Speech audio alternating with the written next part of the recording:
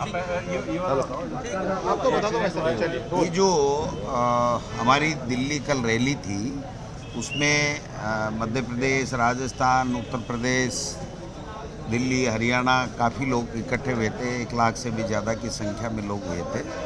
वहाँ कोहरे की वजह से कुछ गाड़ियाँ कल भी एक्सीडेंट हुई, ज़्यादा कोई कैजुअल्टी ऐसी हुई नहीं। आज रात को भी मध्य प्रदेश के 4 लोग, एक तो जिलाध्यक्ष हैं मांगीलाल जी श्योपुर के, और एक उनके शायद भाई या बेटा है, और 2 और कार्यकर्ता हैं। उन चारों के काफ़ी चोटें आई हैं, लेकिन कोई ऐसी सीरियस चोट नहीं है जो लाइफ थ्रेटनिंग की चोट हो।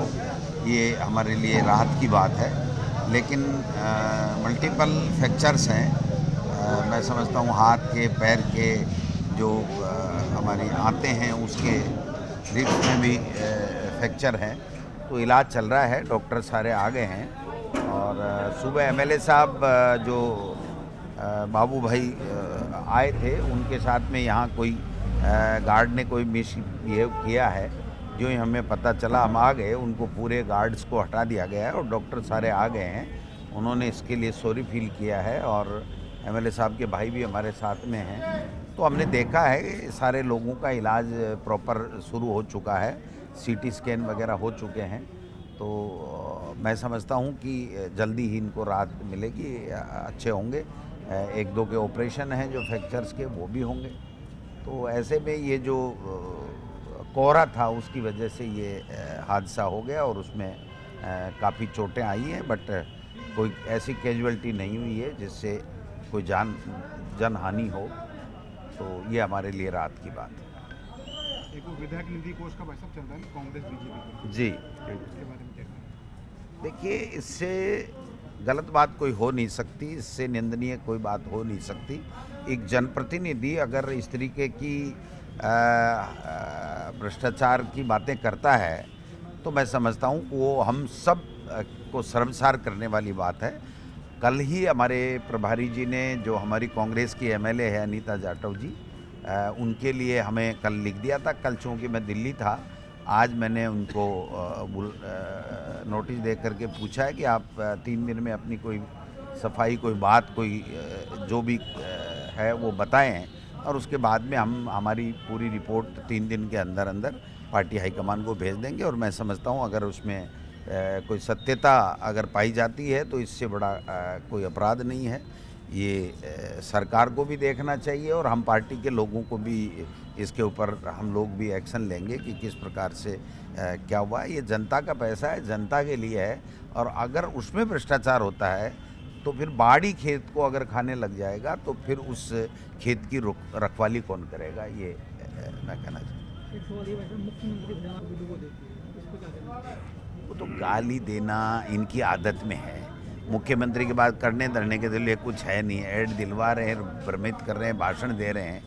वो तो कोई कुछ भी कह दे, वो ये बताए ना कि 2 साल में उन्होंने क्या किया, कौन से विकास के काम किए, कौन सी योजना लेकर के आए। रोजाना धोते भाषण देना ये बीजेपी और आरएसएस की पुरानी आदत है।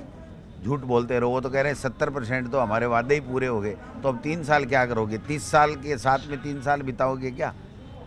ये तो इनकी पुरानी आदत है, झूठ बोलो, ज़ोर ज़ोर से बोलो, और इतनी बार बोलो कि वो सच के करीब नज़र आने लग जाए और लोग भ्रमित हो जाएं और इनको वोट डाल दें। सर एक सवाल हो रहा है, एसआईआर का पहला ड्राफ्ट आने वाला है, आपने 30 लाख वोट काटने का आरोप लगाया, कांग्रेस इसमें 4,000 के वोटों को कैसे बचाएगी? जी, एसआईआर का ड्राफ्ट आने वाला है, हाँ हाँ, आपने 30 लाख तो वो ड्राफ्ट आएगा, पता लग जाएगा। 30 लाख के लगभग काट रहे हैं। वाला जो वोट है उसको आप कैसे बचाएंगे? नहीं, हम तो हमारे बीएलए तैनात हैं। जो ड्राफ्ट है हमने सब जगह उसका ले लिया है, किसको अब्सेंट दिखाया है, किसको शिफ्टेड दिखाया है, किसकी डेथ बताई है, और कौन डुप्लीकेट भी काफ़ी वोटों की आई है, तो वो भी हम लोग देख रहे हैं। तो हमारे बीएलए इसके ऊपर पूरी नज़र बनाए हुए हैं, और हमारे आइडियोलॉजी के वोट नहीं काटे, इस बात के लिए हम पूरी तरीके से सजग प्रहरी के रूप में काम कर रहे हैं।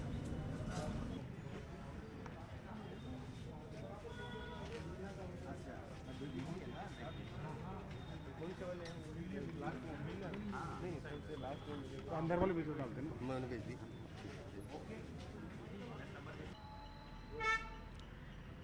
विधायक निधि में भ्रष्टाचार के मामले को लेकर के प्रदेश कांग्रेस ने आज विधायक अनीता जाटव को बाकायदा नोटिस जारी करके 3 दिन में जवाब देने के लिए कहा है।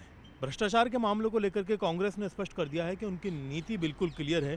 भ्रष्टाचार के मामले में जीरो टॉलरेंस रहेगी। एक दिन पहले दिल्ली से राजस्थान के प्रदेश प्रभारी सुखजिंदर सिंह रंधावा ने 7 दिन में मामले में जवाब तलब किया था। वहीं पर पीसीसी चीफ गोविंद सिंह डोटासरा ने यहां पर विधायक को बाकायदा नोटिस जारी करते हुए 3 दिन में डिटेल देने के लिए कहा है कि उन्हें अगर अपनी तरफ से कोई स्पष्टीकरण देना है तो वो दें। इस पूरे घटनाक्रम में बाकायदा पार्टी अपनी तरफ से छानबीन करके 7 दिन के अंदर अंदर प्रदेश प्रभारी को रिपोर्ट सौंप देगी।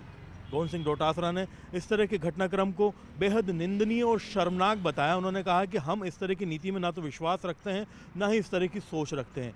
विधायक निधि को उन्होंने पूरी तरह से जनता की निधि बताया, जिसे सीधे तौर पर जनता के लिए खर्च किया जाना चाहिए। पार्टी इससे पहले भी कई भ्रष्टाचार के मामलों में सख्त स्टैंड ले चुकी है। एक बार फिर से पार्टी ने स्पष्ट कर दिया है कि वो इस तरह के किसी भी मामले में अपने किसी भी विधायक का साथ नहीं देगी। जब इस तरह के मामले आएंगे तो उसमें स्पष्ट और निष्पक्ष जांच की जाएगी और उसके बाद में कड़ा एक्शन लिया जाएगा। देखना यह होगा कि अब विधायक इस पूरे घटनाक्रम में खुद के ऊपर आरोप लगने के बाद में क्या जवाब पार्टी को देती हैं और उनकी तरफ से दिए गए जवाब को लेकर के पार्टी कितनी संतुष्ट रहती है। कैमरा पर्सन अविनाश के साथ में अरबाज अहमद, न्यूज़ 18 के लिए जयपुर से। एसआईआर का पहला ड्राफ्ट 16 दिसंबर को राजस्थान में सामने आ जाएगा। सब अपने अपने अंदाजे और अपने अपने कयास लगा रहे हैं। कांग्रेस पार्टी अपने स्टैंड पर कायम है कि राजस्थान से 30 लाख से ज़्यादा वोट कटने वाले हैं। कांग्रेस ने स्पष्ट कर दिया है कि उनकी सीधी नज़र 3 प्रमुख बिंदुओं के ऊपर बनी हुई है, जिसमें शिफ्टेड, डेथ और एब्सेंट कैटेगरी के अंदर वो अपनी विचारधारा के वोटों के ऊपर फोकस कर रही है कि इन्हें कटने से बचाएंगे। राजस्थान के अंदर जिस हिसाब से एसआईआर की प्रक्रिया जारी रही है, पहला ड्राफ्ट आने के बाद में आरोप और प्रत्यारोप की स्थितियां साफ हो जाएंगी और 16 दिसंबर के बाद से 1 महीने का वक्त इस पूरे मामले के अंदर आपत्ति दर्ज कराने का रहेगा, जिसमें जो कटे हुए वोटों को लेकर के जिन लोगों को लगता है कि उनका वाजिब वोट कटा है, वो निर्वाचन आयोग के सामने अपनी बात रख सकेंगे। देखना ये होगा कि कांग्रेस के दावों में कितना दम रहता है और आखिरकार पहले ड्राफ्ट के अंदर राजस्थान में कितने वोट कटते हैं। कैमरा पर्सन अविनाश के साथ में अरबाज अहमद, न्यूज़ 18 के लिए जयपुर से।